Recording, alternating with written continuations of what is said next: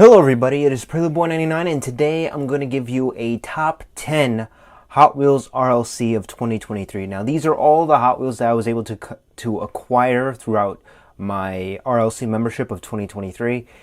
And I was not able to get all of them, unfortunately, because I decided not to buy them because I wasn't interested and I was trying to save money for some other stuff. But for the stuff that I did want to acquire, I was able to acquire it using my method shown in the video that I posted recently.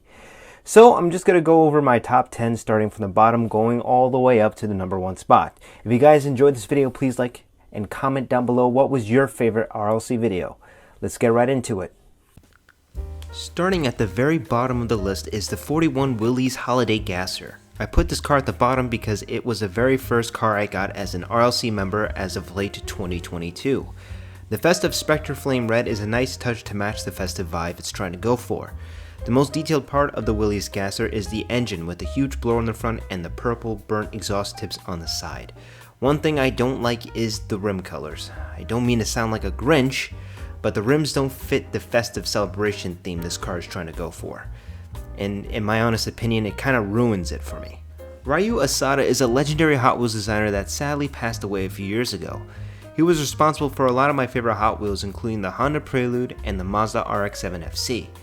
The Golden S2K was the first tribute car that RLC did to honor him, and I personally loved it. The NSX tribute, however, is not as great. Don't get me wrong, I love the NSX. I think this is the better looking Hot Wheels NSX than all of them. It's just the price I don't like. $40 for a light up feature is kind of steep for most collectors. I like it, but if the internal rechargeable battery goes bad, then I am out of luck because it's not a replaceable battery. I do like the small diorama case of a race car track, but it's a pain to get it open without the car falling out. I was not able to get a second one to open up because I never thought of starting a loose collection, so we will talk about the car and the packaging. The packaging is really great. I love the vibrant colors, and what is displayed in the artwork really matches the quality of the car. The engine detail is also really great. The blue chrome paint with the red, orange, and yellow tempo gives the car an 80s kind of vibe, which really fits well. Although, this is basically a repaint of the same RLC model that's been reused over and over and over again. I do think this is the superior 66 Supernova variant. A long time ago, I had a mainline Hot Wheels 69 Dodge Charger RT that I loved to play with. Fast forward to now, I actually have a golden edition of the same Charger, but with a Hellcat engine inside. I wasn't able to collect the jet black Charger or even the black Charger, but when I heard about the golden Charger, I immediately jumped at the opportunity of getting one. What surprises me the most is the interior detail. With the silver shifter knob and the brown finish of the steering wheel, it really makes the piece feel more alive. I love the interior and I love the golden chrome finish. Unfortunately, again, this is another repaint of a previously released RLC. The wheels are also standard 5-spoke muscle rims. Hopefully they make a different variant closer to the Fast and Furious films. I was never into German cars, but I can't deny the 1955 Mercedes 300 SL is beautiful. This is the second Mercedes 300 SL that was released on the Mattel Creations website. The first Mercedes 300 SL was an Elite 64 release, one that I did not purchase. This second serving of 300 SL is way better than the Racing Elite 64 variant. The color is the first thing that really stands out to me. I'm in love with the Oxy Blood Spectre Flame paint. I think this is 100 times better than the silver Spectre Flame paint. The interior is very basic, only has some silver detailing here and there, which is disappointing. The rims and the gull-wing doors are the saving grace for this car and makes it extremely classy. The Custom 72 Datsun is a reused casting that has been used in the mainline Hot Wheels, but the difference is the opening hood and detailed interior. The RLC team who developed this casting knocked it out of the park with the engine detail.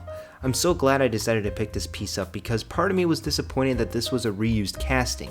What it lacks, it definitely makes up for in the Spectre Flame Shadow Chrome and racing livery. I am a fan of vintage racing, and this car is a perfect mix between modern and vintage racing. I would have liked a more traditional old school racing livery, but this paint scheme does the job. This car has been at the top of my most wanted list when it comes to 2023 RLC lineup, and I was so happy to be able to get two.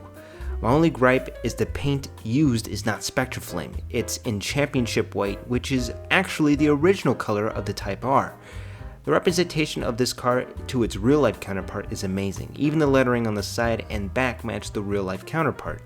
Under the hood, there is a 1.8-liter B-Series motor with the iconic red B-Series valve cover. I personally think this RLC has the best engine detail by far. Honda fans have been blessed with this RLC release. This was a limited release, so let's talk about the packaging and the interior. I was kicking myself for missing out on the red 1986 Porsche 959, and when this was announced, I didn't want to make the same mistake. What I love the most about this Porsche is the color scheme Spectraflame Mint.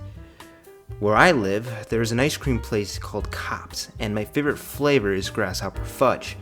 Call me a fat boy, but looking at this color scheme reminded me of my favorite ice cream flavor from Cops. The interior is also detailed. One standout detail has to be the seats. The rear trunk opens to reveal the detailed engine like the red 1986 Porsche 959. This is honestly one of my favorite Porsche variants, and I think I might open this up. This RLC is by far the prettiest. I was never a lowrider kind of guy, but even I can't deny how beautiful the paint scheme is. The case it comes in also reflects the insane paint job this car has, which screams West Coast. The paint is a Spectraflame antifreeze, which is an incredibly unique color for an incredibly unique car. Not only does it have a stellar paint job, but it also has adjustable suspension to emulate the hydraulics, which was very popular in lowrider culture. Overall, I can't find a single negative about this car. This is the embodiment of what every Hot Wheels car should be: loud, bombastic, and vibrant. This is my most valuable RLC to date, and it's my favorite car because of the story it holds. Without this car, I wouldn't have made my RLC video discussing the flaws Mattel Creation has when it comes to highly anticipated releases. From that video, I was able to communicate with my Hot Wheels community and interact with people who have had the same experience like me. The fact I was able to get one while the site was crashing is an achievement I hold dearly. Pink is not really a color I like, but the skyline makes it look really good. The white rims also stand out very well with the pink Spectraflame. That has been my top 10 Hot Wheels RLC of 2023. Let me know what your favorite RLC of 2023 is in the comments below. I'm also curious to hear what your favorite RLC is in general. Hope you guys enjoyed this video. Peace.